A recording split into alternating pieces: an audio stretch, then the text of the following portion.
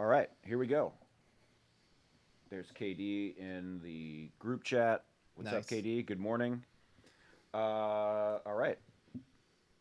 What's up, everybody? I'm Joe, I'm Victor. And I'm Patrick. and you're here for Mod City Live episode. What are we on now? Like 12? Grief. We are It's like on episode 12. Yep, Um, 12. so, just some housekeeping, I guess. You can go follow Voltage Control Lab on Instagram at Voltage Control Lab. You can find us on Twitter at V Control Lab. You can find me on Twitter and Instagram at Computo. And you can find our guest, Patrick O'Brien, POB, at POB Energy Yes. on pretty much everything, right? Yeah.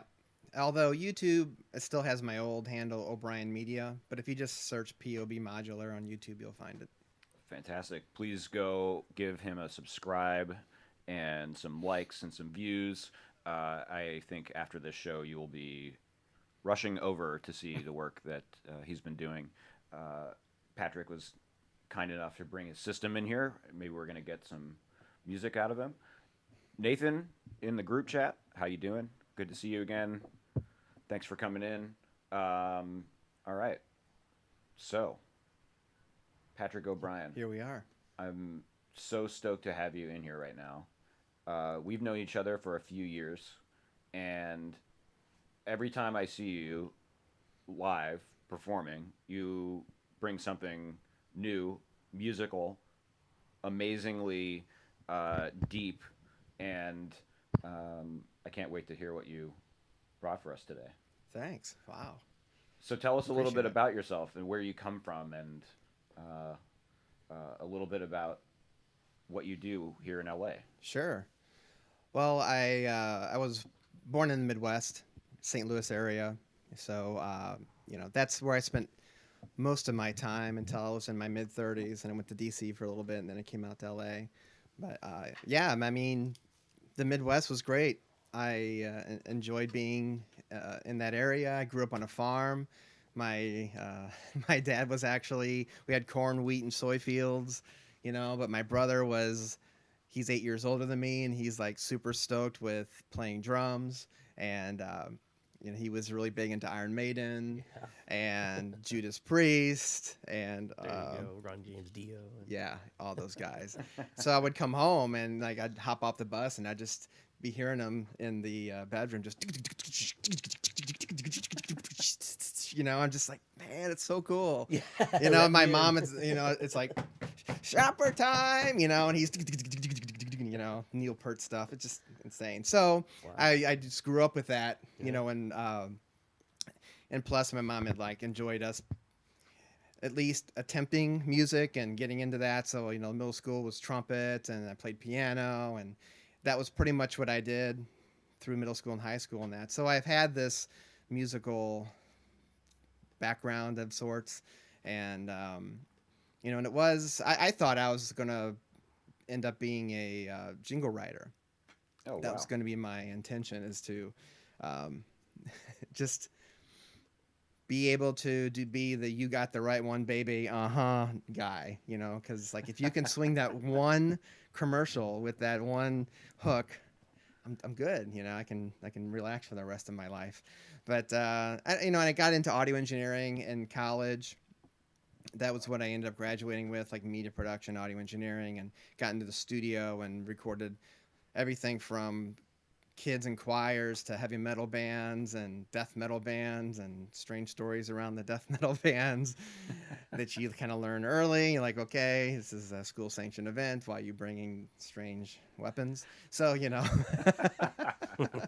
but it was really cool to record the drums. Again, it was just like, I remember having like 10 mics or 12, a dozen mics on these drums in stereo, panning and just really nice kick drum mics, and just everything was just so perfectly panned out. So I wish I could have kept those tapes just for I was so proud of the stereo and just the mixing and EQing and everything I learned in college just by just this guy just and just doing the double pedaling. It was just so intense, and I loved recording that, and I was so fascinated by it. That's a whole other beast mixing a metal drummer because there's so much happening at a time. Maybe other drum parts would be a little more sparse, a little bit more space between hits, but metal drummers are playing so fast. Yeah, All these parts overlapping, I can imagine that would be quite a challenge yeah, to mix. and especially a death metal vocalist, you know, where he was kind of okay, we're ready for the next verse, you know, and he gets on the mic, he's, you know, it was like, you know, how do I tell this guy he was popping his peas when he was being all vulgar? Like, when you went into purgatory, you popped your pee just a little, you know. I was like, you know, because you still have to maintain, you know, quality, and Of you're still course. trying to learn, and you know, it was a college project, so, you know, I walked away with a demo, and that was good enough for the moment. So yeah, and then from there, I hopped into radio. Actually, I went into production for morning shows at Y98, was the adult contemporary station in St. Louis, and so because of the stuff I was doing at the college, I got the internship there at the station, and then they put me on the morning show, and then I became a producer for morning radio, which had its good times and bad. I mean, it was cool because I could be the one that they would always, you know, I was the intern guy that became producer, and they'd make me do stupid antics and all that, which was fun. But I also got to tighten up my production skills and learn what deadlines were. You know, like back then it was Bill Clinton was our president, and he would have the State of the Union speech, and you know, it's like, okay, we get the State of the Union speech. You got to come in super early, grab it, stick it in Pro Tools, which was brand new at the time, and chop it up and make him say stupid shit, you know, and so we can just have make fun of him saying things. And it was almost reminds me of was it Kimmel that was doing the unnecessary censorship bits? Yeah.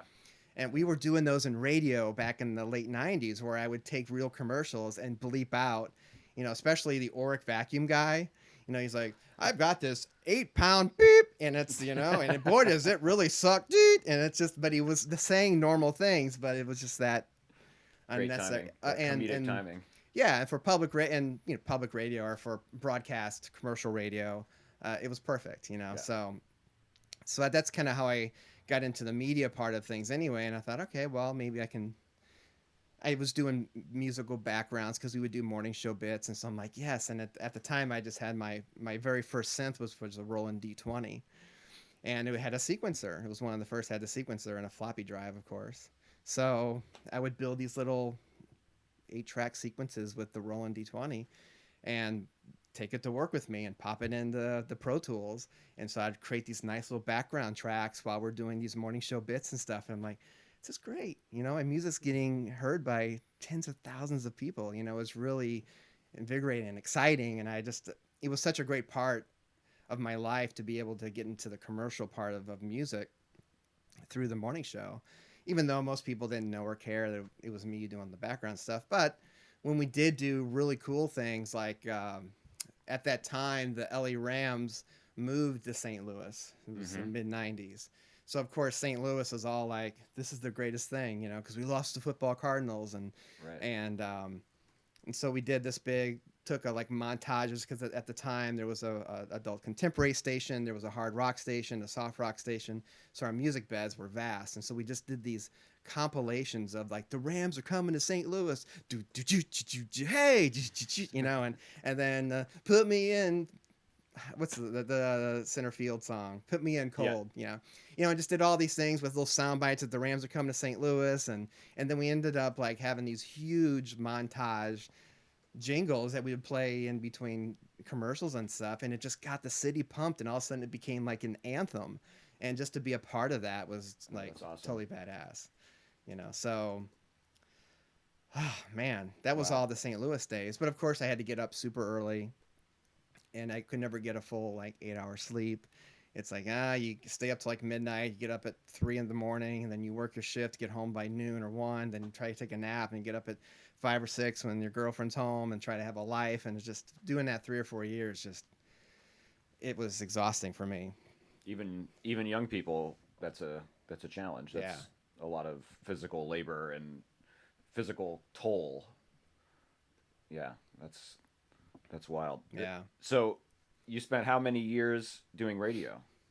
So I was in it for about 3 or 4 years, Mm-hmm. and from there I wanted to kind of do more with my audio production degree, and so there was a job that came up at a recording studio in St. Louis, and thought, okay, that's more along the lines of the serious job that I would like to do, and it probably paid more or whatever. So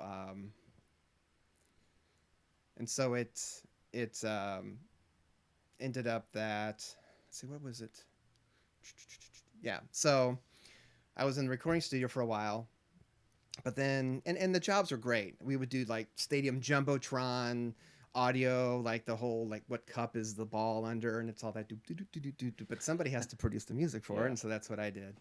And we'd had choirs come in and kids. A lot of the things we were doing back then were a lot voice response systems. So I would create hundreds and hundreds of like small wave files of for the Putnam Fund, press 1. For the 401k fund, press 3. And then you have to do the Spanish versions of all those. So imagine just the days and days and days of it having a voiceover artist and a Spanish voiceover artist. And you're just chopping these press 2s, press 3s. Your amount is 239, 241. I'm just like, I think there end up being like 6,000 files that we had to end up chopping up. Oh my and God. and Spanish and English both. And so, so those type of jobs were interesting. I remember that one of the clients was a death metal magazine that used to have the CDs in the magazine itself, and so we'd bring in these compilations. They're like, okay, it's they would hire us to just take the songs, put them on a CD, and then duplicate 5,000, and they slide them into the magazines and put them out. So every month I was getting like, oh, here's the latest in death metal. This is great, and I'd put it on, and there was like ambient death metal where it's just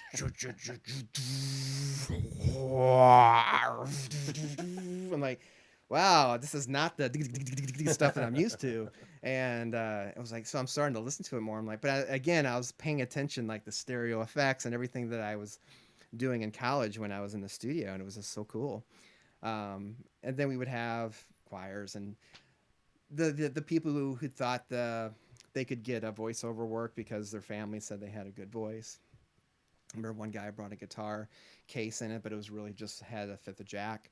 And he would come in and do voiceover work and swig, swig, voice, swig, swig, and but he walked out with a demo tape. We had some fake copy and stuff, and that's what he wanted to do. So we got a lot of those too. Yeah.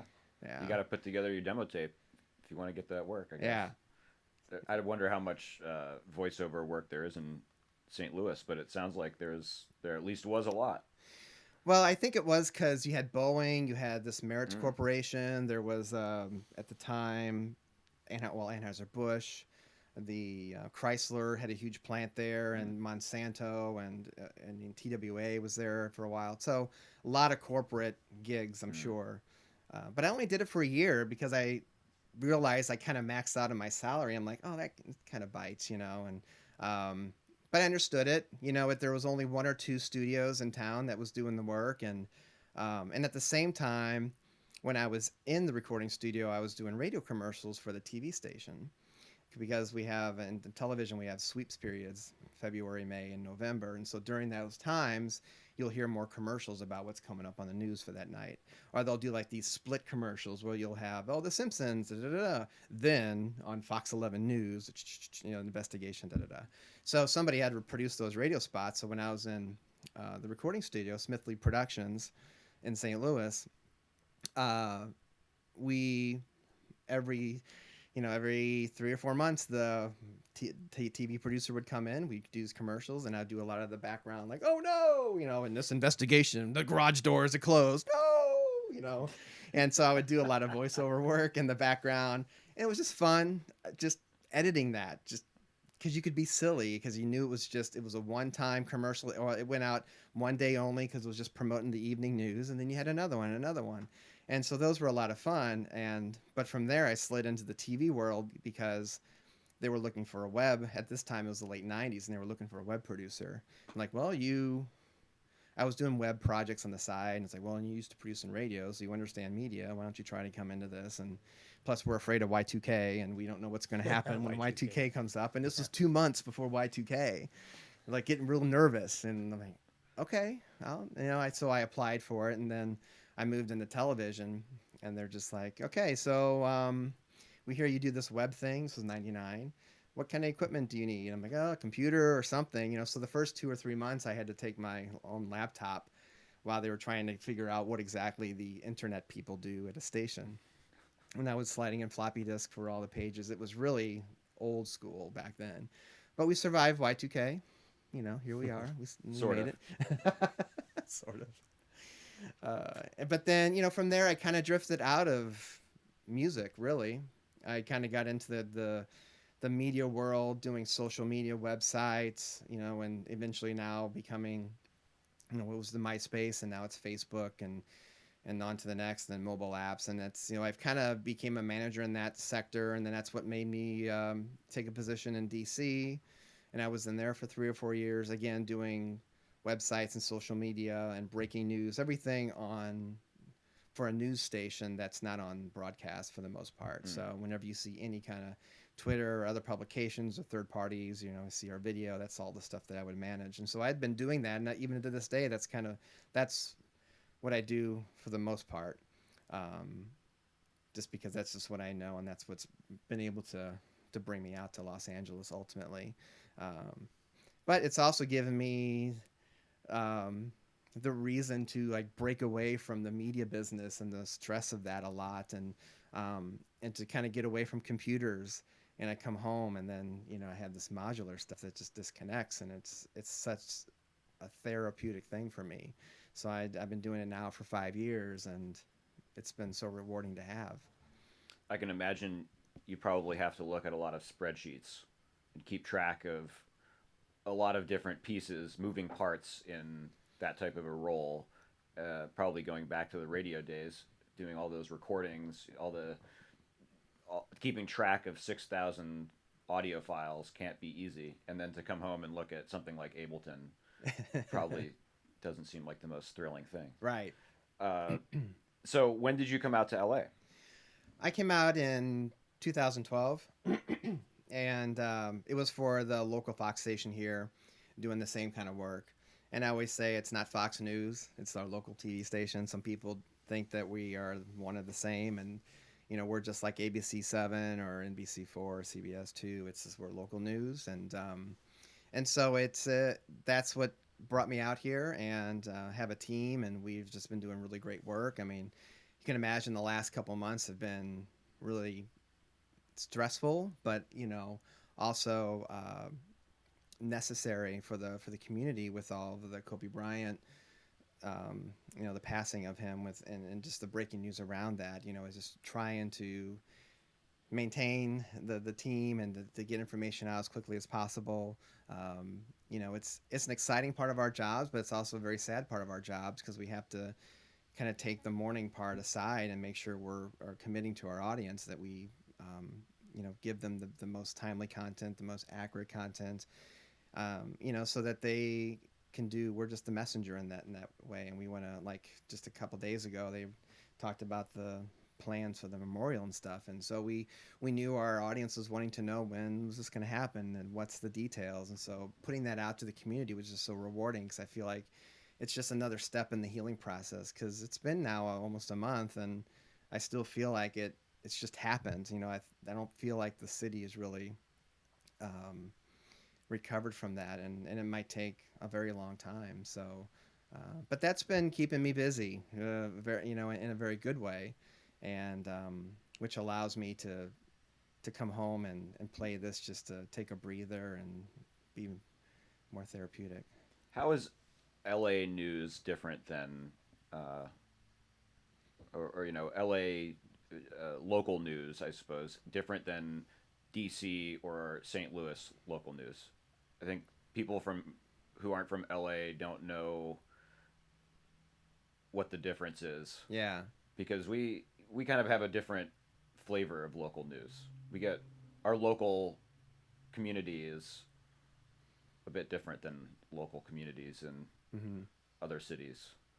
We have Kobe Bryant as a neighbor, in a sense, Right. right? Right. Other people might not hear about Kobe Bryant, every detail of Kobe Bryant's crash, or the you know, Justin Bieber's car accident and things that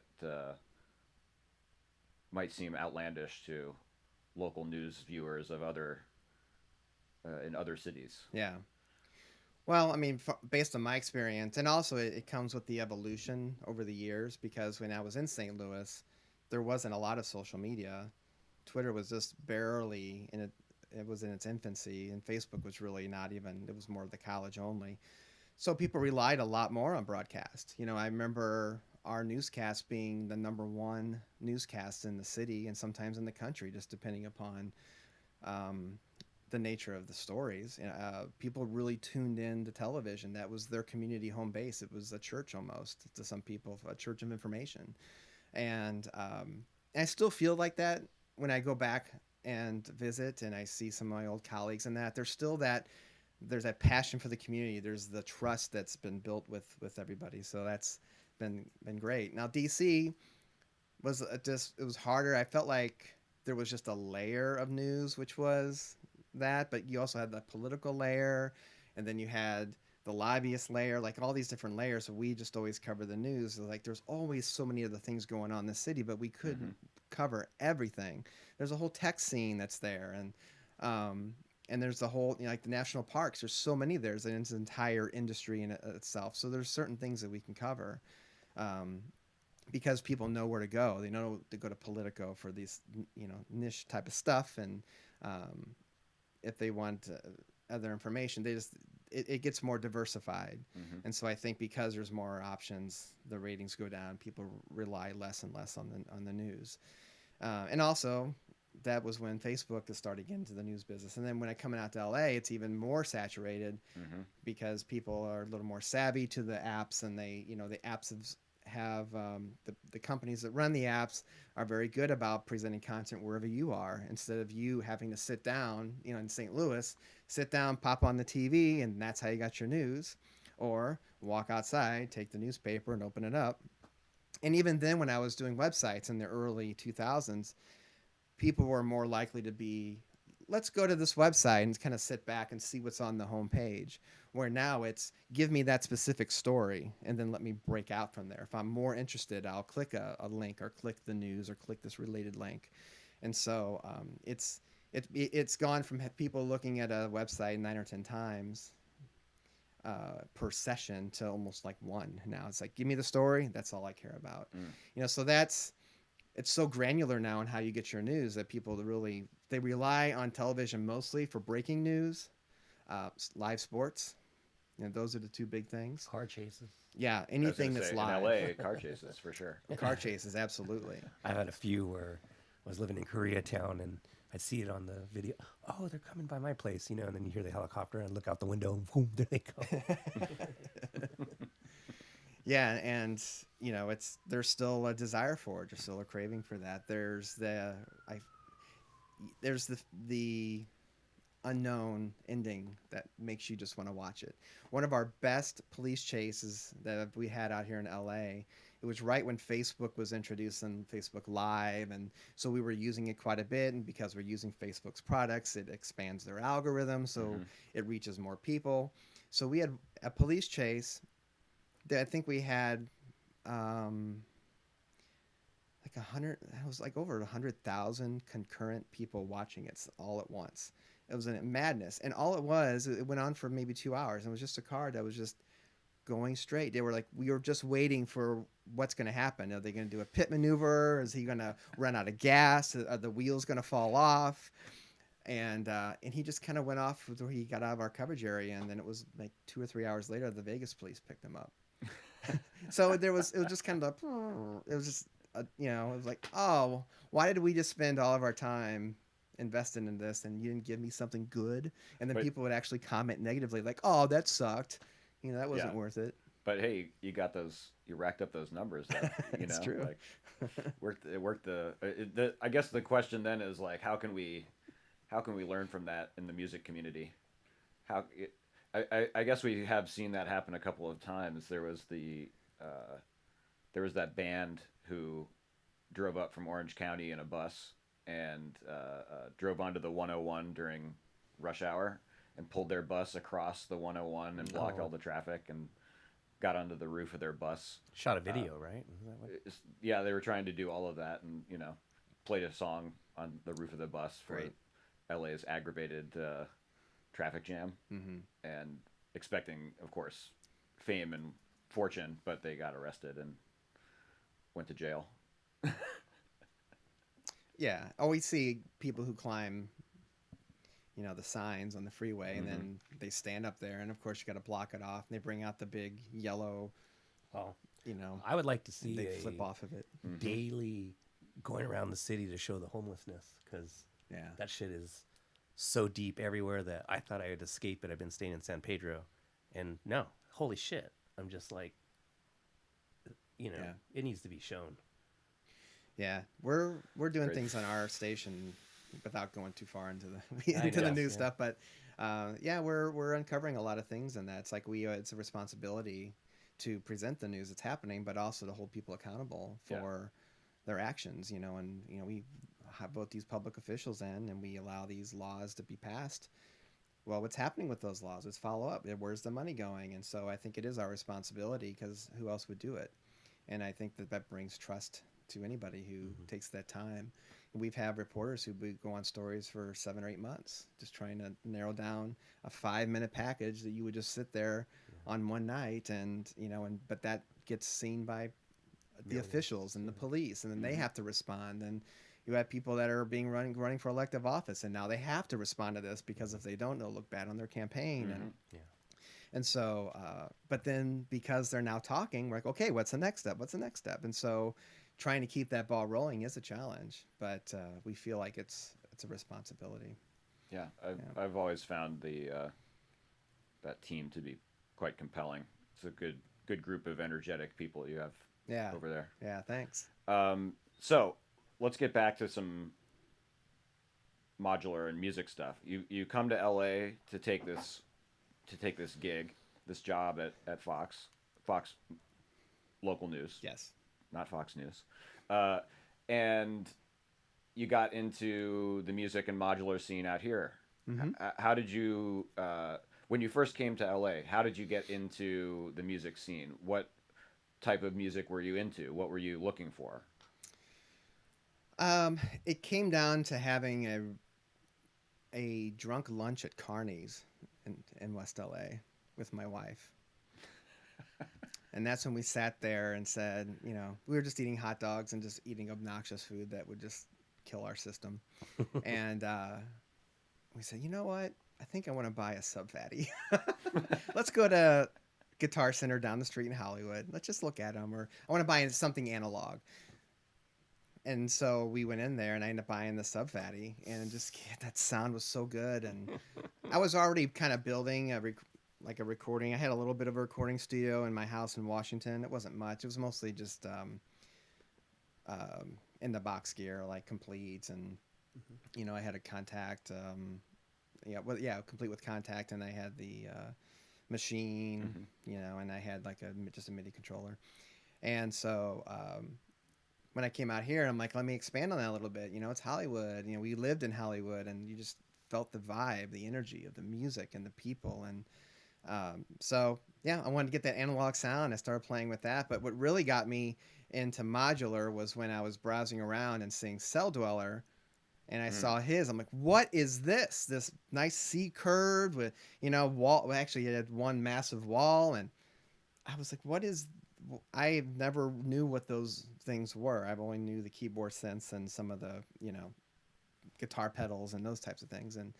And then I watched him do a demo video of the Hertz Donut 2 from Harvestman.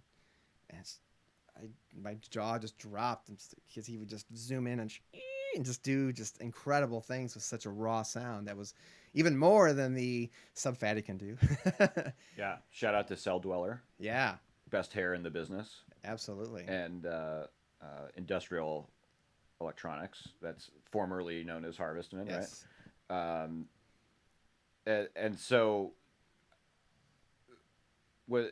who were you? The girlfriend you were with, is that your wife now? Yeah, we got married in DC, and then we came out here together. I just thought Yeah. I'd make the point. Anyone who, while at lunch, you spontaneously pitch the idea of let's go to the music store and buy a synth, and they say let's do it, You do it. keeper. Yeah.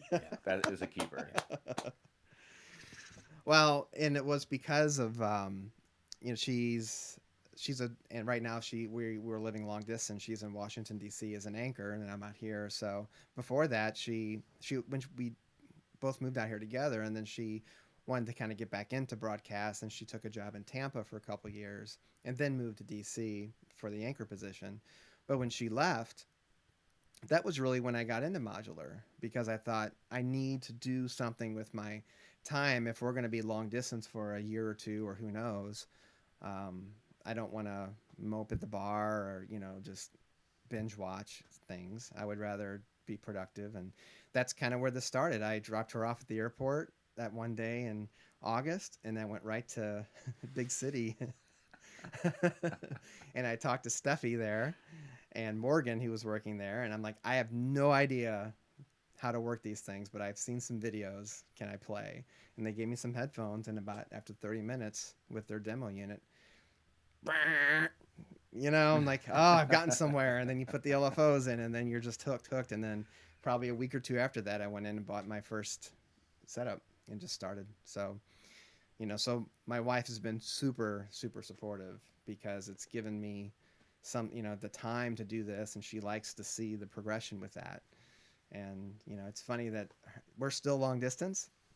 So, the modular sense and my wife have never been living under the same roof yet. So there's still a challenge still a bridge to cross maybe when Yeah. they are under the same roof. But she seems very supportive of your habit. She's got her own row. Ah, there we go. We just started like 3 or 4 months ago. So life is good. That's a that's a That's cool. wise move towards sustainability of the modular habit. Yeah. Get others hooked as well. Well, and it reminds me of Norm and Holly. They were in LA, but they moved to Austin. And I remember Norm, we all hung out and played out all the time. And I know Holly had previous experience in music, and I don't know if she ever did modular, but then being together, and then all of a sudden I remember her showing up at one of the modular on the spot events, and she had one row. It was her first time playing, and she just did this incredible noise set and just blew my mind. I'm like, wow, that's so great. And now I know I see them both playing in Austin back and forth all the time. And it's so exciting to see that they have this similar passion and respect for Yeah, the craft. I think there's something there in that modular can be anything for anyone, and you can make something that works for you that could be completely different than any other system ever made for any other person. And in that, it seems to allow people to unlock access to sounds and performances that they might not otherwise be able to attain. Uh, so I think there's something powerful there. Yeah. What about modular on the spot? How is that uh, informative and important in your process? When I first got into it, the timing seemed to be really well for me. It worked really great because Instagram was also doing the 15-second videos, and after about 3 months, I started putting my stuff out there just to get some feedback. And I'm always grateful for that platform to give me the feedback to make things more challenging for me, and just having an audience because I learn from what they say, and it's great. And so at that same time, there were a lot of the modular guys getting into Instagram, and that's how I heard about modular on the spot. And I went to the first one, and it was really great seeing Rodent and Van out there, and there was I think there was a Surge that someone had brought to, Mm-hmm. and the Basek was out there. It was just such a great moment to see that and to see it continuing. And then when Rodent and Vanna moved to the East Coast, there was a handful of us that kind of took over in their honor, and so we're still together. We're still putting those together. But I'm always grateful for that community because it seems to cycle a little bit, but there's always that hardcore audience that we love seeing all the time, and it just seems to see new people that come in and just have an interest, and some others either move out or try different things. But I like that you see audience members. A lot of them I don't know who they are for the most part, and then all of a sudden they come up and say, "I play modular," and then 2 months later they're playing at a modular in a spot, and then 4 months later they're playing out another gig, and it's really cool to see modular in a spot become a you know just a launching pad for so many people to break that pattern. Because for me, I was thinking, oh, I'm just going to do sound design. I bought a bunch of stuff in the box and the complete series. I'm like, okay, I'll just do this, put it on the side, and just that way I've got my own type of specific, unique sounds. Because I wasn't quite getting the in the box, trying to turn knobs with the mouse. It just wasn't working as well for me. And Tactile fill. yeah, and so yeah, so this being able to mix those was initially what I thought. And then I got a call from Kitty Spit, Skylar, and Analog Haven. He's like, dude, we're going to do, like, we get a bunch of people together. We're going to open up our warehouse and just have some modular guys play. You want to play? And it was like 6 days out. And I couldn't say no because then I was always nervous I would never be asked again. So I'm like, yeah, I'm in. And then for the next 6 days, I just nailed down. I can't believe I said it, but I'm so uncomfortable, but it's needed. It's necessary to do this. And I played that night. It was great, and I try to keep recording. So that's why my YouTube channel, I like it because it's an archive of the growth I've done, and I try to do record a decent patch. Whenever I play it out, I might play a version at home, or I might have a video version. I try to keep it on the channel just as just so I can see how much I progressed. And but that's that. Now I'm pretty much playing out more than anything. I don't really even do a whole lot of studio work with it. I just talked with Scott Sorensen about how to multi-track. I haven't even gotten that far yet. And how do you really work this out? I want to put together I've got a lot of tracks I want to put out for albums, but I really want to focus on a really high quality multi-track mastered album at some point. And so I'm like talking with him because I know his setup is really good and he's figured it out. And so it's nice having, I wouldn't have met Scott if it wasn't for Modular in a Spot and just seeing those people. So it's such a great hub for networking and just helping everybody, no matter where you are, what level you are, and performing. Yeah, and I think your point that it Modular in the Spot opened up in so many people's minds the possibility that you can perform live with a compact rig. You don't have to have a computer or a keyboard or a drum machine with you. That imposed limitation based on the basic premise of what Modular on the Spot is, that you can only play a modular set. I think that first Modular on the Spot kind of opened a lot of eyes, probably internationally, because those two were really good at promoting that event. The pictures from that event are still traveling around in meme form. Uh, the classic meme, if you see this and it's a picture of, like, I think Banna playing her modular in the park, your rent's about to go up or something like that. This that day, that was, I think, Basic's last hurrah in LA. He moved to Portland after that, and then came back a couple of years later. And when he came back, Modular on the Spot was a booming institution at that point. It was kind of a one-off. Hey, let's all go to the park and say goodbye to Basic when it first happened, and then it snowballed. And to see that it's really gone international. There's Modular on the Spots all over the world now, and if there's not one in your town, you can start one. Right? You can. It's an open source concept in that sense. So I think we all owe Rodent and Banna a debt of gratitude for Absolutely sharing that idea with us and showing us what was possible, reminding us what was sitting in front of us. And I've seen so many great performances of yours at Modular on the Spot.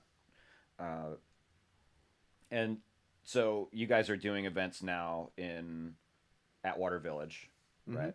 It moved from one park on the river to in the river to a bike shop near the river to another park near the Yeah. river, and yeah, and always a interested community of people who come to that show. Yeah. Although we do like the Bicycle Cafe. That's our Yeah. favorite place. I love that place. Yes. Bathrooms and beer, you know. Yeah. Yeah. And just an audience who, you know, they're just the track just goes along the LA River and they just slide right in. And you've got a lot of people with helmets on, just eating sandwiches and just. You know, I remember one person came up to me after I played, and he goes, "This is the most LA thing that's ever happened to me." He's like, "I just decided to rent a bike, and I just went down the river, and I saw this, you know, all these colors of this like cafe, and I drove in, and I'm having like some poached egg or something, and I'm all of a sudden these modular whatever you call it are there, and you're playing this weird."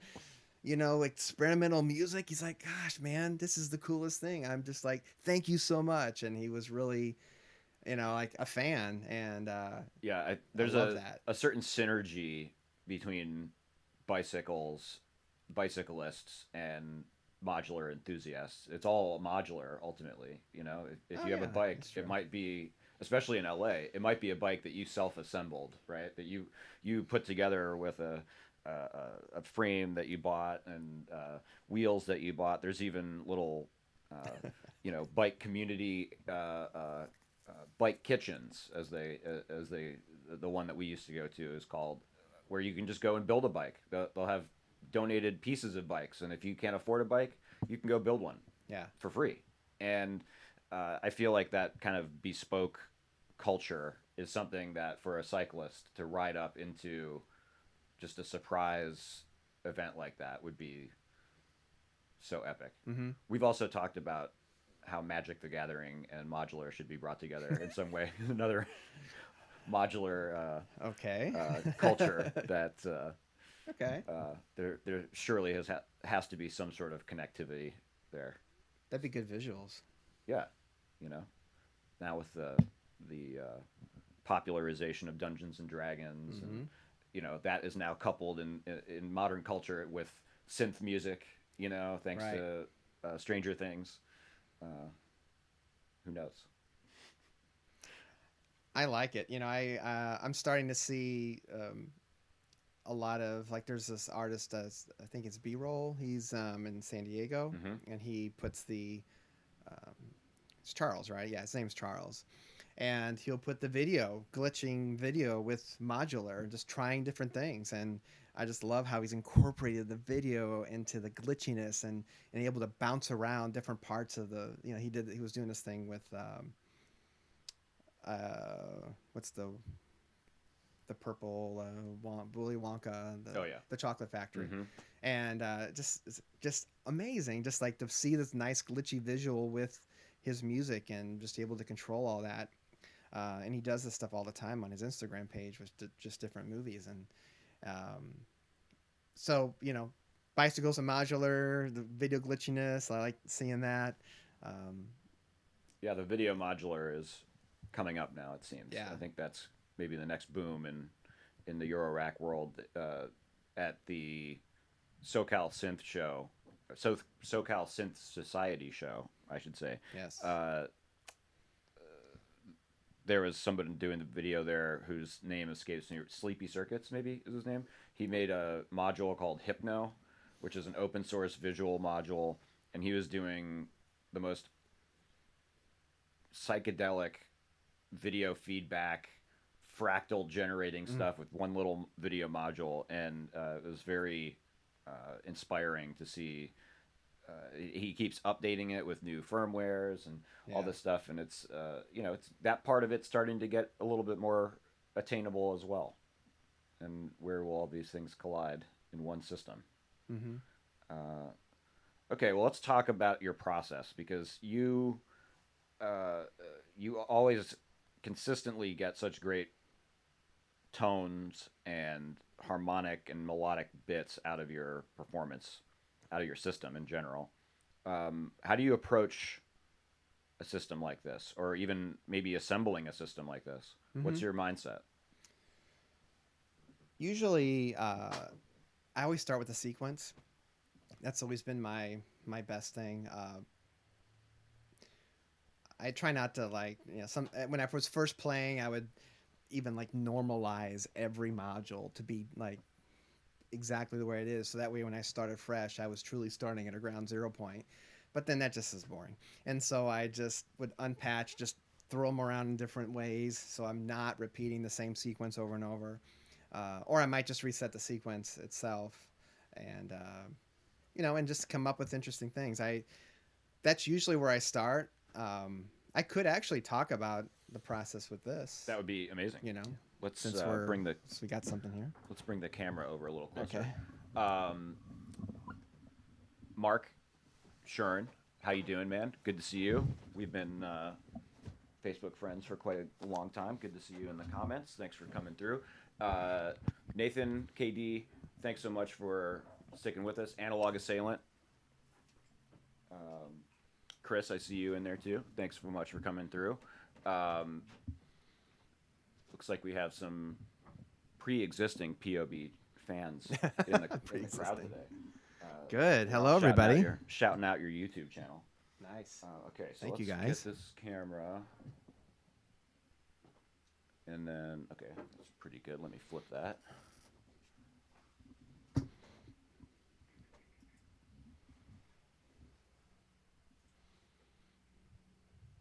All right, that looks pretty good. pretty solid. Okay, so tell us about what you're doing in here. Well, this is a patch I've actually had for a while. I usually, patch a couple times, take it out at once or so, and pull it out, start new. But this is the first time where I've wanted to hold on to something as long as I possibly can, and so I've had this one since probably Halloween, but it's had different variations of it, and I pulled a few modules out here and there, and then I would ramp it up, make it more aggressive, a little less aggressive, a little more melodic, a little more cinematic. So this is probably the end of this patch because I really want to use the module for something else. Especially since a lot of my favorites are here. I mean, I have my very first module is this Pittsburgh modular oscillator. Ah. Very first one. To the, one of the newer ones I have is the Pura Ruina from Noise Engineering, which it's doing some distortion on this the melody line. And some of my favorites, the Mimetic Digitalis sequencers, and I've got, where is it here? Of course, the BIA. That's always a really good one. And Loquelic Ateritas is probably this one and the Octone are my two favorite modules. The way the sequences and the way you can just custom play this is just incredible. That's sort of the oscillator version of the Basimilus voice. Yes, and I use it more for low-end gritty stuff. It's where it's a little more noisy, but still you can pull some melodic things out of it. Yeah. You have a friendly relationship with the Noise Engineering folks. Yes. Weren't you at their NAMM booth? Yep, I've been helping them with NAMM, demoing all their new modules for the past few years now. I also do their official demo videos too, which awesome. is cool. So I've been doing that for a couple of years. So anything new they put out, I think I'm going back to the Clep Diaz on up. You'll hear me in the module, and I'll usually do a patch at the end just to give example of how it works. And I've had some pretty good feedback. And it forces me, that's why I really like doing them, it forces me to learn 100% of a module, because if it's not a noise engineering module in here, I probably only use 20% of it, but you have to learn all the ins and outs because you're explaining it to people and in a way that's really attractive and cool and all that. So that's probably why I use noise engineering modules more than anything, because I know all the intricacies of it.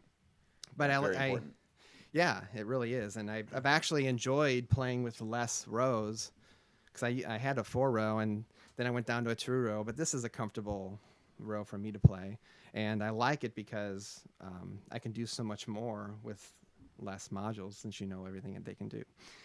So boy, how do I start this one? I've never approached the patch and explaining it. Can you hear that okay? Mm-hmm. Good. All right. So this is just coming off of the Black Wave table. the actual melody, because I'm always saying start with a melody. So this is the melody I started with, which is just taken off of the Mimetic Digitalis, just one of the tracks. Yeah, that one. Which is a 4-channel, 16-step sequencer. Yeah, sequencer that'll do CV, it will store and say, recall 16 patterns, all that. And then this is the pure Ruina that gives it the distortion. Has different varieties. So I like playing the knobs with it. And then the drums. Which is just the BIA. It's also running through Kith Ruina. Here's just the drum. And if I turn up the distortion.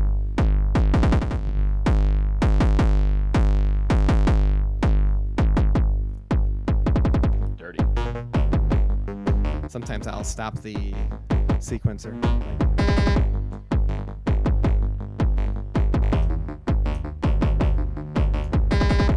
So, yeah.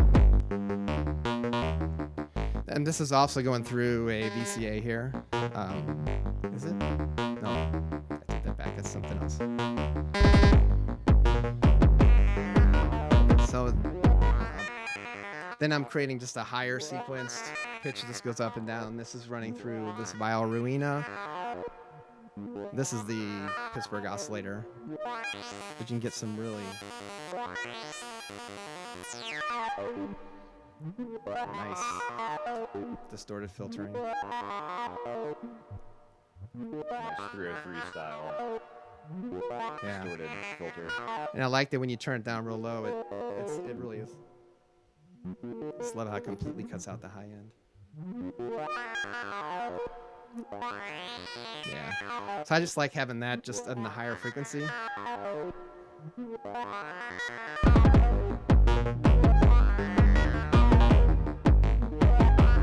And of course, I'm really big with switches. I like to create the sequences. I kind of use it as more of a whole instrument than just, I don't know, I just like having sections. It just makes it easier for me. Yeah, let's.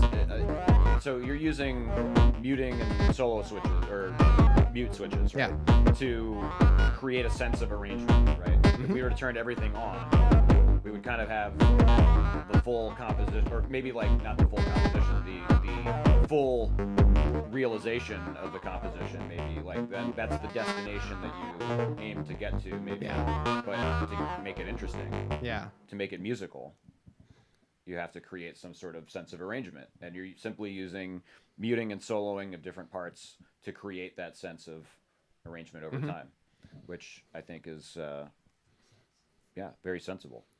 Yeah, and it's in the, I started with doing just the sequence here, and then I built this around to kind of fill up the higher frequency. And of course, I want them to both sound together.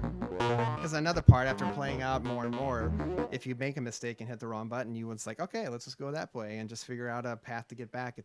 I don't really want a perfect system, because I like forcing myself into weird holes and digging in and trying to get yourself out.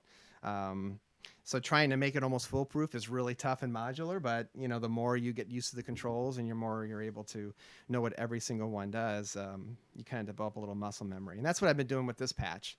This is since I've been playing this one the longest. I'm actually learning a lot more about my process just by having it around and really focusing on it. But then I'll take that.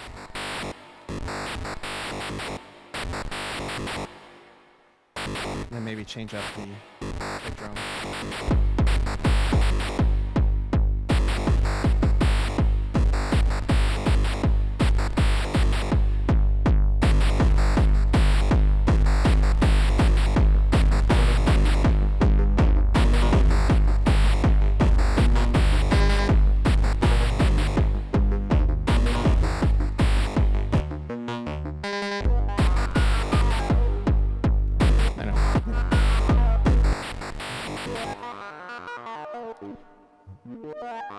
Of course, with me, I like what I really like is the transitions. So here, for this patch, why I let this thing flow, because it's kind of a recurring theme that happens throughout the part. So now I'm going to go into a different part of the patch where I'm just going to use this low end here.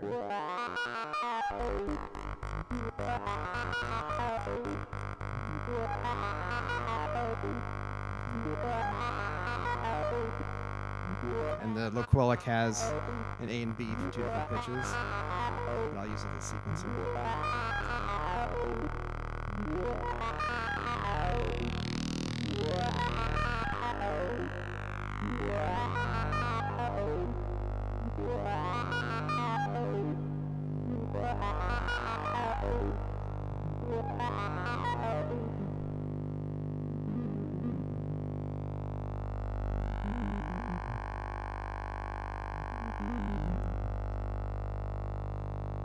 And then, of course, let's throw some CV in these.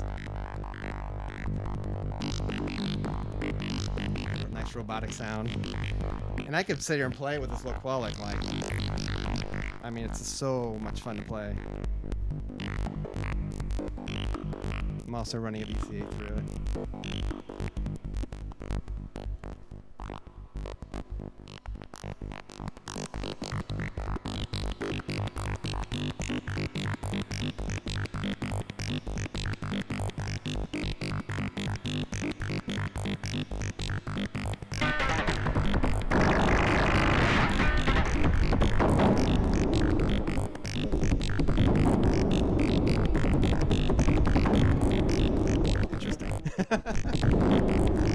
Where do I go from here?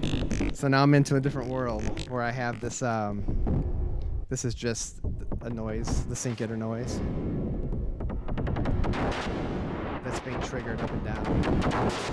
So I'm using frequency for the noise to have it go up and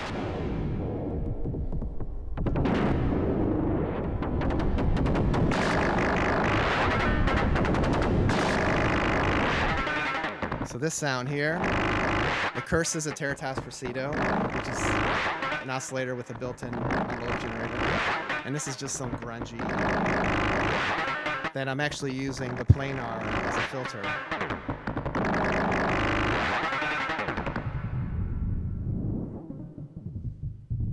Just to give a little sense of randomness. And then you throw that in with some noise from the sync getter.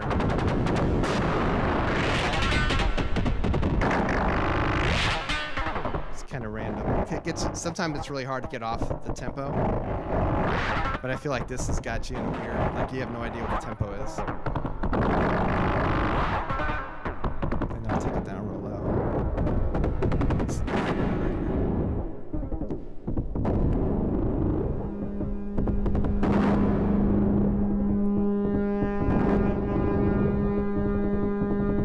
People say I'm known for my brass.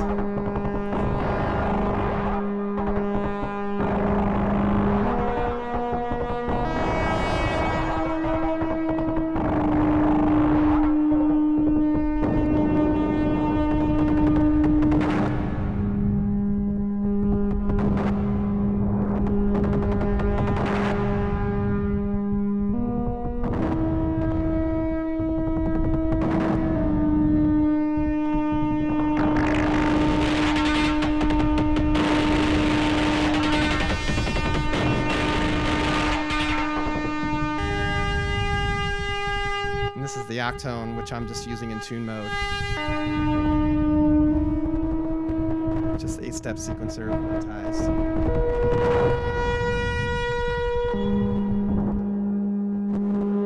And the Mangrove Mannequins is just the brass sound. Almost using that as a vibrato. I was going to say it's clear why people appreciate your brass, because you are bringing some player experience into the way that you perform this sound, right? You're dialing in by hand the type of modulation that you might get musically through breath control, through as a brass player, as someone who has played the instrument, you have an intimate knowledge of how that instrument maybe sounds in an ideal situation to a to a player, right? Mhm. And the translation of how to get those flavors in that synthetic form, I think, is really you have a unique control over these things, and that's part of what I think what speaks to your audience. They might not know why. Well, now we know why, but the way that you apply that experience and knowledge into the system is so musical and you know it's so difficult to attain in the synthetic environment that feeling of human interaction, that human emotion, and I feel like you have a unique grasp of that. It's really interesting to see you perform Thanks. this. What about the mixer? The having a mixer, I feel like, is very critical to this Yeah. type of a setup. Well, in this case, the WMD performance mixer is what I have, just because of all the different sounds that I'm going through. And there's been mixed reviews on the mute. Some people think it sounds kind of clicky whenever you push them in and out, but either I don't hear it or I just gotten used to it. But it's just so important for me to have the switches. But I like the performance mixer because it has its own, VCA kind of built in. Mm-hmm. We can do some panning, although I hear this is the best panner. Like Normandy Falls says, like, oh, the best panner out there is the performance mixer because you have so much control over it. But also having the ability to use reverb as an aux sends, and you've got two different channels you can go through. I mean, you could put 14 different things in here, not all simultaneously, but it is nice to have everything in one place, although it is a hog when it comes to power. Power and space. Yeah. In But- fact, I've had to take this case in and upgrade it on the inside and put some cooling metal things on it just to cool it down because it just takes up so much. Interesting. So you've had to do some mods to handle all of the power requirements for Yeah. the case. Yeah. Yeah, it's this close to being like having two power supplies. Yeah. Yeah, I can see that as being Yeah. a useful direction as well. But then you have more places where junk can get in there, I guess, and water could drip in, or I guess Yeah. that we'd be really freaking out if that were the case. But yeah, some people just have like one power supply per row, and so but this is not flying bus cables, I assume. This Right. is these are bus boards that are installed in in the case that are providing more power than likely a Yeah. module based power supply could do. I had to have some consultation from Steven from Noise Engineering on how to do this right. He was, essential to making this work because I was lost on how to do it without taking a chance of pulling something out and then it costing more than what I paid for it. Yeah, So that was good. I can't imagine a better person to be getting advice on these types of things from. Yeah, when I did the first Powwow Academy, and it was at his place, and I brought my case, and I had one module that somehow it messed up some system, and so I'm like, I have to play. There's nothing I can do, but the case was taking up too much power. And he's like, well, bring it over early, and let's just. It's like we scattered the table when he got to his place because he had like 1 hour before we were recording. We pulled things apart. It was like we were having surgery and just pulling out. He goes, oh, okay, I see what this is. And then we were able to fix it. Wow. But it was so weird to be like, it's like we were in an emergency, but I learned a lot from that. Yeah, For what a sure. stressful moment that must have been Yeah. to pull it all apart right before you're supposed to play. Yeah. Yikes. But Very alien to you and very comfortable to him. Yeah. yeah, don't worry course. about it. We'll put it back together. Like, we only have 45 minutes. He's like, No worries. no worries. How are you routing your sound to the stream?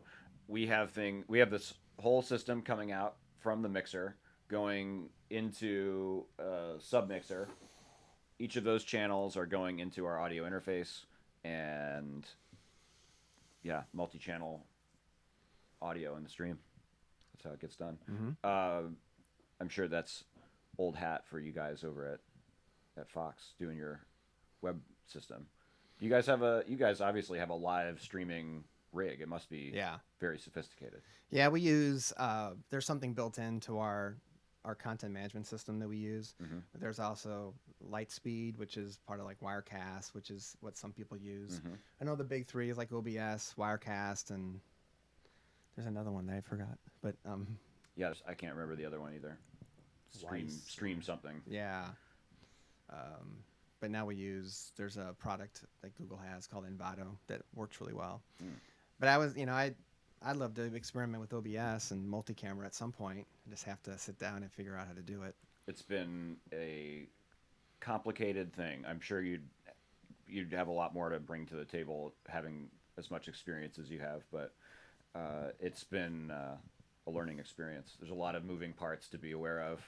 It's kind of a headache when you're used to just dealing with the audio, and then you have to bring in all these other levels. But we have a couple of other questions here.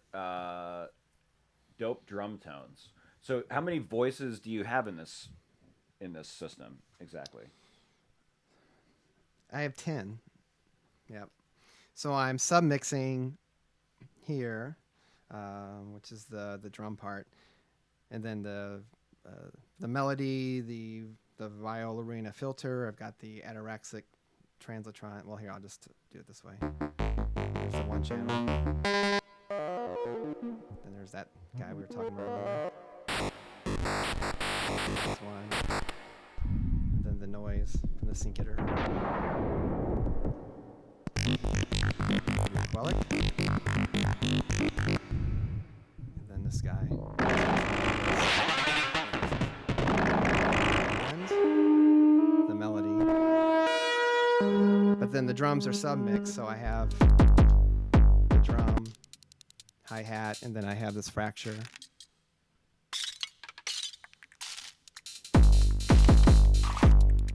So that's how I get 10 out of it. Fracture is qubit? Fracture is Or WMD. WMD, that's right. Boy, that one's making some weird sounds in there. Yeah. So, and we don't really hear all of these things at once, I suppose, right? Right.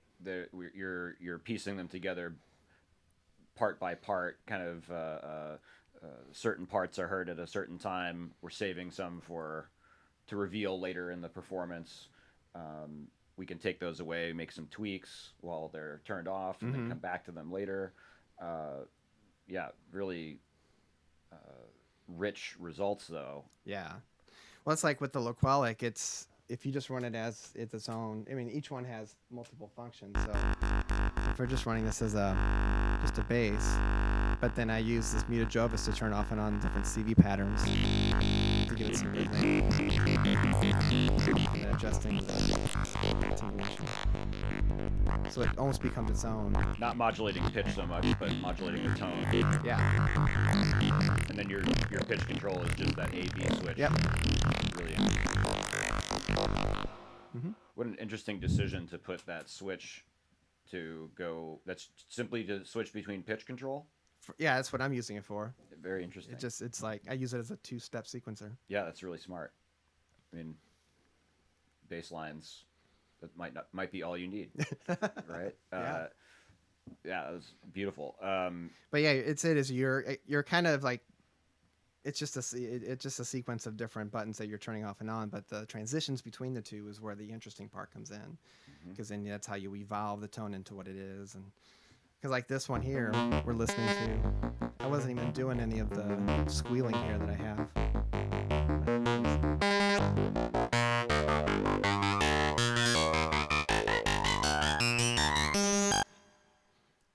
And just having that, you can go. It adds a completely new layer. Sure. Something you can grow to. You can introduce it in one form. Yeah. Recapitulate that thing in another form. Still has that connective tissue to the musical content from earlier. Yeah, it's really interesting. Your drum sequencing, is that all coming from the tip top? Mm-hmm. Yeah, the drum, and I also have 3 different patterns. So you've got this one,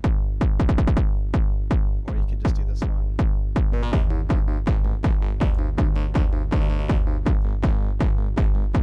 Or just go. Or combine them all and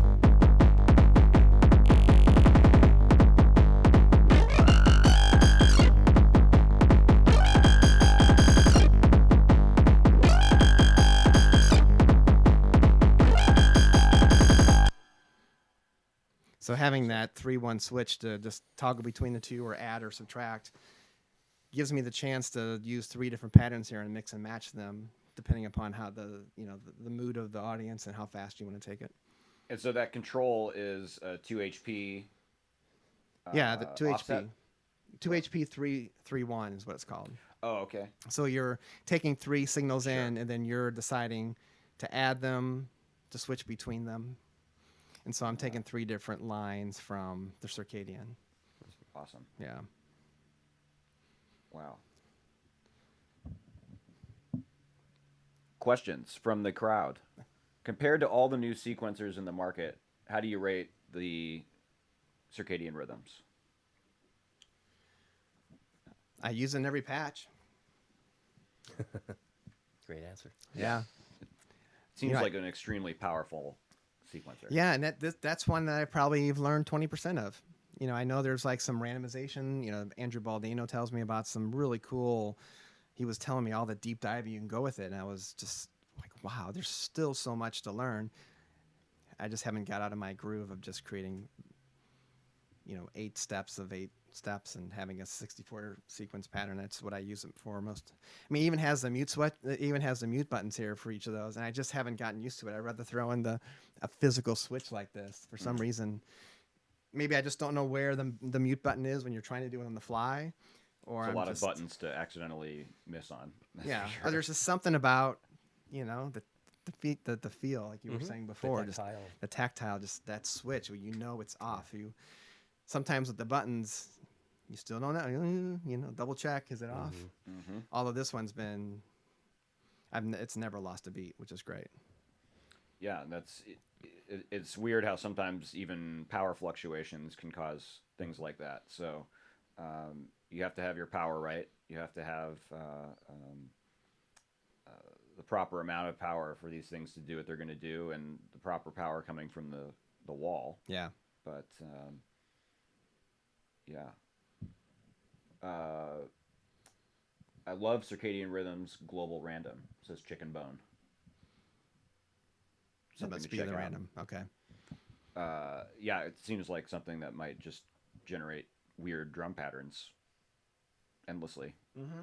I can do that with the Varigate 8 too. You have to do. You could send CV into it to do this type of thing, but yeah, really interesting stuff. Yeah, and I don't think it has ratcheting or anything like that. But what I do like about it is you can do, like I did in several patches where you're in like 7/4 time just to throw it off, just to give it some unique character like that, and being able to toggle between them. Yeah. Yeah. How would you characterize your music? Is it techno? I would love for somebody to tell me because I don't know. Like a slight break core with. I feel like Bunch that's of a good elements. place to be though. Yeah. The indefinable is a special place.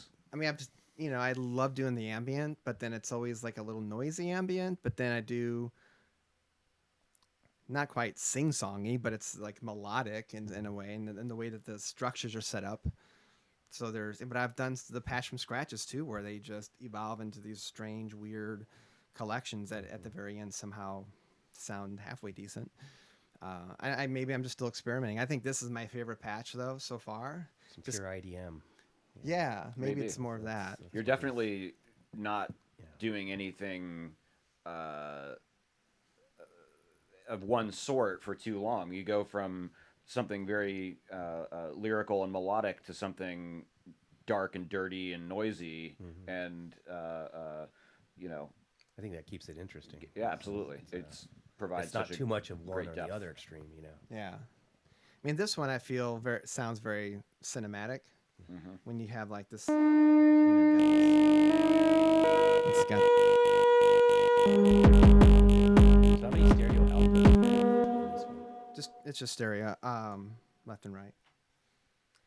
That's where I'm thinking if you added more to that, then capturing that recording sequence would be the way to go, like 4 stereo pairs. Yeah. I could probably do Yeah. like these mix-ups from IntelliGel are great for 6 HP, and you get stereo, and you can. Because I love your solo and trigger, in that sense. And Yeah. I can see it now really working in recording. I mean, obviously in live, yeah. But Yeah, I remember talking to somebody about there's something on the back end that you could try to toggle, but it didn't work right. And it was, I don't know, some kind of rant thread about how they were so close to making this multi, but it didn't. Mm. There's something on the back that you had to do. I'm not too familiar with it. Mm-hmm. That's when I said, okay, I went to Scott Sorensen and said, okay, let me outboard this and figure out how to really do it that way, because that's, I don't want to be pulling this out and trying to solder the, I mean, my DIY is, the closest I've gotten was the MS-20 desktop from Korg, and it felt like Legos. Oh yeah. Yeah, I feel like you don't want to mess too much with a performance mixer anyway. That's maybe not the right mixer for the mixing, the multi-tracking Yeah. time. Yeah. You know, but I can't wait to hear what you do with this, getting it into that studio environment where you get to kind of refine all of those things down Yeah. to exactly your your ideal vision of what these things are, if that can ever exist. Yeah, maybe that's the last step on this, is finally that'll push me into getting this multi-track thing figured out, and so I can once and for all pull this sucker and start over. maybe that's my motivation, is to at least do 4 tracks or something. Now you document so much of what you do. You share so much of your work, and I think this is. We talked briefly about this before we started the show. Uh, Let's talk about the split between the impermanence of modular, where we're tempted to constantly unplug, and your decision here to stick with this patch for so long. Mm-hmm. What motivated you to say, okay, I'm going to stop with all of the patching, and I'm going to try to find a unified approach that I can stick with for a time? You want to move the camera back? Oh, or, sure. I don't know. Yeah. Switch over to this one. Okay. Oh, good. That works. Well, it just, talking to a lot of people about, patching techniques and that, and we talked a lot about how it's one and done for the most part, or you put something together the night before or the week before, or evolve it over 2 or 3 different patches over a month or something. But in the same vein that I was mentioning about noise engineering and learning their modules 100%, I'm like, well, let me just put all these other modules I like them, but I'm not as knowledgeable in them, and just put them in and just keep burning it until you become at least 50% on something that you once was 20%, and just force myself to really learn how long or how intricate of a patch can I have without just relying on the easy stuff, just the CVs. And, I think that I might have a little bit more with this still, just because as we're talking about the circadian, maybe there's something in there that I can take this to a different level that makes sense. There's been times where I've taken it somewhere, I'm like, okay, that's definitely not where I want to go with it. So it's getting to a point where it's also build up my confidence when I play it, because if you just know it so well, then you're like, I'm okay taking a risk and getting in there and becoming a little more animated with it, and just being more of a performer than just being nervous about playing. Because the first time I played it out, it's like I'm always sweating on top of my gear. And remember the first time I had the big noise pressure points, and I was doing this really ambient set, and I was just leaning over it, and all of a sudden it's like drip off the nose, drip right on the pressure points, and like, this hasn't happened in rehearsal, Yeah. Like, So then it was like an emotional part of a bass line, and this ambient thing I was doing at Triptronics. And it was like, it wouldn't go. Like, I'm not going to self-tune it, so I'm just trying to pull my shirt. Just doing just like, this is not happening. And then it was just like putting like almost my entire hand on it. It finally like dried up and was fine. But still, it's one of those things you don't prepare for until you actually get out there. And yeah, so... You hear stories of keyboard players performing and the sweat's coming down their hand, and then it's shocking them, actually. And then they learn they got to keep the hand this way to keep the sweat going down to their elbow. Wow. Yeah, so the more I play it, the less I'm sweating, so that's a good thing. Yeah. And I think about all the bands that go on concert, they play the same songs over and over and over again. But at least every time I played this out, I've swapped a few modules here and there. Like when I was playing it in the beginning, it was the same kick drum sound over and over and over. And now having this 3-1 module in there to change it up into 5 or 6 different patterns changes the way a certain part goes. And yeah, so It's as almost long like, as I'm still discovering, I'm going to keep it going. it's almost like you want to bring the Rubik's Cube champion in and say, "Hey, take a twist at that." Yeah. So I think there's quite a bit there as well in terms of the unexpected happening in performance, knowing the landscape, right? You mentioned musicians, rock bands, they play the same guitar for every, for that one track every night. They know that it's going to be tuned when it gets handed to them. They know the layout of the instrument. It's not like even if they do get a separate guitar, it's going to be so drastically different. And yet we deal with constantly switching out and changing our even just the way that the thing is patched in. A guitar player might shrug away at the thought of having a random signal flow or signal chain for every song or show, right? Like a completely different patch than what they need for, uh, ACDC's Big Gun or whatever it is. Like Mm-hmm. if they're gonna play that song, they're gonna play that song, and uh, maybe that's something that gets lost in the modular community a little bit. That we're so tempted to pull this thing apart every time, wipe it down, basically. Yeah. Well, and for me, I feel like, I've been playing for 5 years, and what is my sound? Like you hear some people like R. Benny. It's like when it's an R. Benny track, or when it's Sound Bath, or like Mm. there's certain people. It's just like, yeah, obviously Richard Devine, and you start to hear these signature sound. Anthony Baldino has got this, The consistency of yeah, there's something texture. there. So what if maybe part of this discovery is really liking the sound now and just having almost a core structure, and then taking some of the outer edge parts and just swapping those out every now and then, just to see what else comes out of that as a derivative of that. So maybe I'm just like, this is my sound at the moment of my life, and I like everything that's blended in until something else comes. Like noise engineering's got this stereo reverb that I would love to pop in here and swap it out with the black hole DSP, just to see what it does. Mm-hmm. And that might completely change the texture and the cinematics, and it might make the brass sound even more morbid Mm-hmm. or more delightful. It just depends. And so one thing I haven't messed with in here is a lot of delay, and so maybe there's something with that. Or I might just be done and just stardom. move on. That's what's fun about it is sometimes you patch from scratch, you pull it off, and the lifespan was as long as the video lasted. And then sometimes it just sits around for a while, and while you keep experimenting. So No rules. Yeah, and then once Yeah. it's gone, then it is pretty much gone, right? Like it would be very difficult to repatch this the exact same way that you've had it. I suppose not as difficult now that you've spent so much time knowing the routings.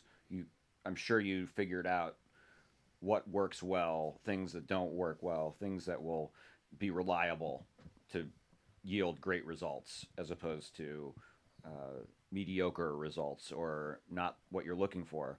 And so some of it maybe would be redoable. We could take photos, things like this, but yeah, but then there's also that sometimes that urge to separate and start anew and grow from something else and never return to the thing that you've spent so much time with. Uh, yeah, it's well, the first patch I did with Kitty Spit at Analog Haven, I was so happy and so proud of that patch that I like printed out these sheets, and I like color coded, and just I'm like, when I pull this off, I want to be able to recreate it because it was the best thing ever or whatever. And it would be interesting to go back and try to replicate it. But even so, there's something with the way the electronics are moving and the way the blood is flowing in the synth that you can't. I don't even think you can do that. Could even replicate it. There's something about the way it started, because I don't know how I started patching and how I ended. But if you just kind of laid it out like you're just going to patch like this, as opposed to the evolution, Right. it may not even give you the same result. But and I think back to there's probably 3 or 4 patches where I'm like, damn it, this is it. Like, how can I beat this? And now I look back at those and like, I'm so glad I did let go and I pulled the patch off, because I don't want to be stuck Mm-hmm. Yeah, by any means. so much of it is the moment, like you're saying. It's about the all of these things happening at once. Mm-hmm. You're feeling like this is the patch. You're putting it together the way you do. The experience that the audience has with it in that rare moment, and then we let go, assuming, trusting that there will be something else after this, that there will be something new, that we will attain that greatness and more in that next patch, in that next uh, piece of graffiti, in that next whatever it is that we venture to create. Yeah. But eventually it will all be gone. We'll all be gone, and the things that we create will disappear. And so there's this.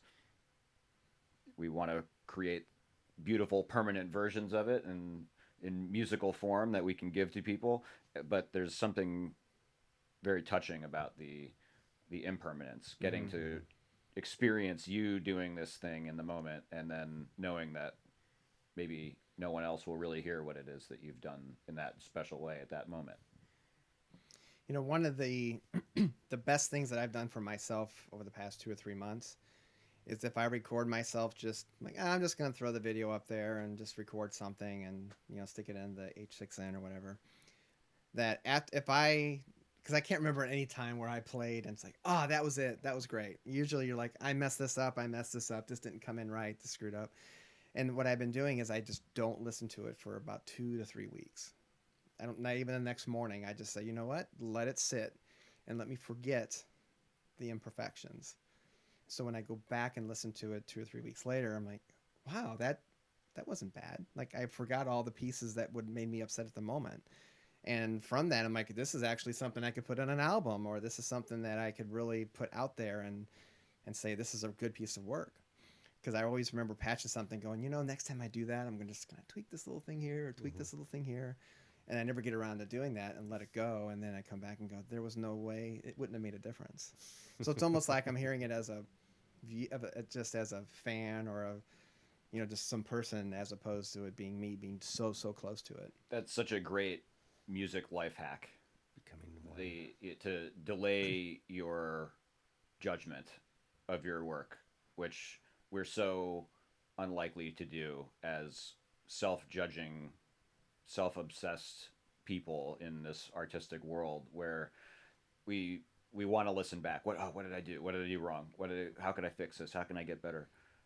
I think there's that's such an important mindset, to allow yourself that freedom, Mm-hmm. that lack of judgment, because we all have that voice, and if you don't let it crop up and do its thing, then maybe we are much healthier for that.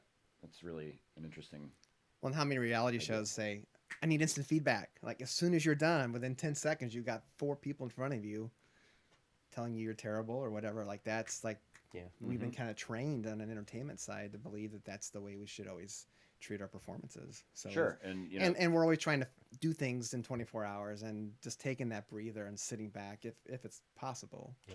yeah, it is worth it. they put the SoundCloud upload button in the SoundCloud app, so you could just record your show right to your phone and put it right up to the internet, or the SoundCloud post a SoundCloud button in Ableton, or post to iTunes or Yep. whatever it is, that puts it right into the public playlist. And uh, you know, when does it ever make any sense to do any of that?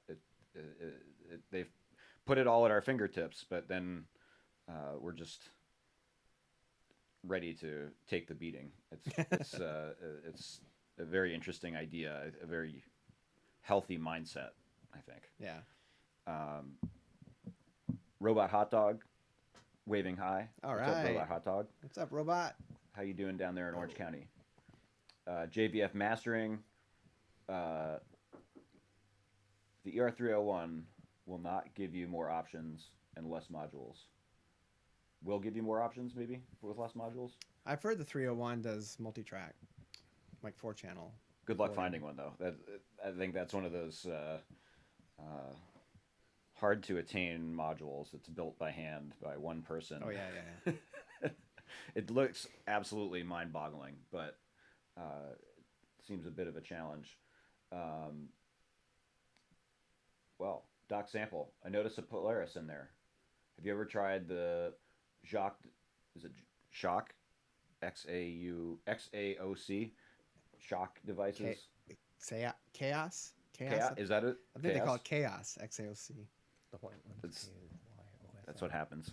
Which Try one to is it? Give Which me weird module? words to say. The Kameniac.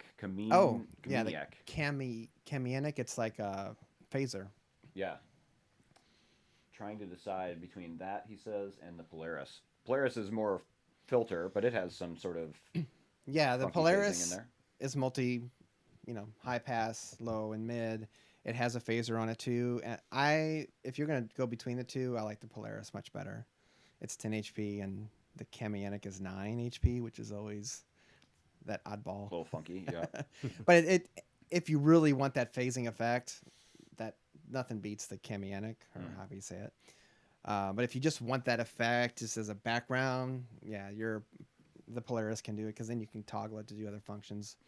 I'm actually using it to filter the curses in here, and I'm using this as the frequency. The planar is the frequency shifter on that, and it works really well Yeah, for that's a me. mean voice. That curses into the Polaris. Yeah.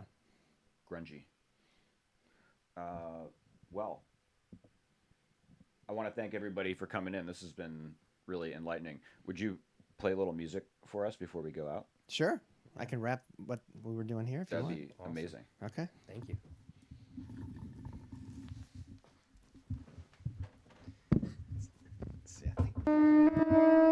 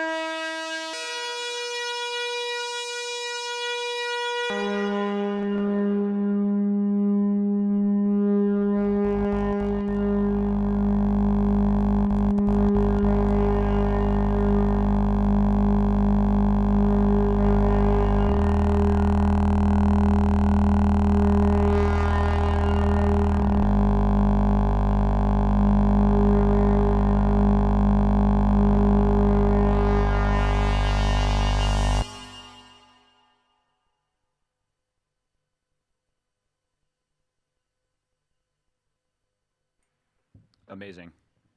Thank you, Patrick, so much for coming in and joining us. And thanks, Victor, for hanging out in here too. Thanks for the everybody in the group chat. Thanks, Susan, for coming in and checking us out. Uh, just lots of inspiring stuff today. So Thanks, man. I appreciate it. This has been a Awesome. lot of fun. yeah, I can't wait to have you back for the next one. So the I next see patch. I see some cats. I need to Are go like That's the attend to them. sheriff that you keep seeing. The sheriff. Little baby kitty. Yeah, he likes popping these doors open like he's walking into a saloon. So we call him the But, sheriff. Yeah. All right. Well.